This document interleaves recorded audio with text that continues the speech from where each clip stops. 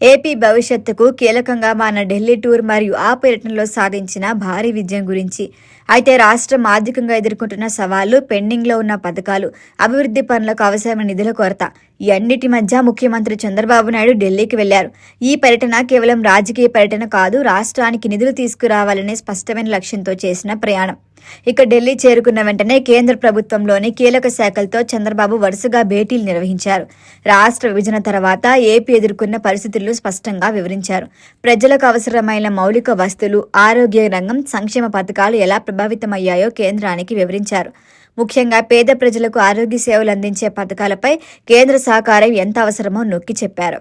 ఇక ఈ చర్చల ఫలితంగా కేంద్ర ప్రభుత్వం ఏపీకి 19,065 కోట్ల నిధులు విడుదల చేసింది. ఇది రాష్ట్రానికి పెద్ద ఊరటనిచ్చే అంశం. ప్రత్యేకంగా ఆరోగ్య రంగానికి సంబంధించిన పథకాల అమలుకు ఈ నిధులు ఉపయోగపడబోతున్నాయి.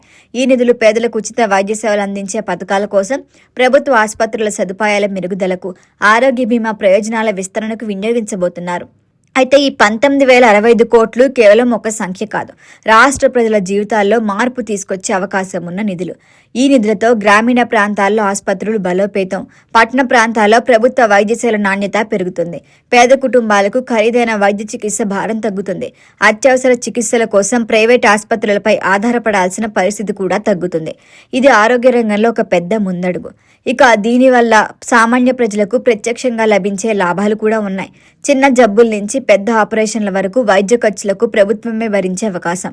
పేద కుటుంబాల్లో ఆరోగ్య సమస్యలు వచ్చినప్పుడు ఆర్థిక భారం వల్ల చికిత్స వాయిదా వేసే పరిస్థితి కూడా ఉండదు. మహిళలు, వృద్ధులు, పిల్లలకు మరింత భద్రత కలిగిన అవకాశం కూడా ఉంది.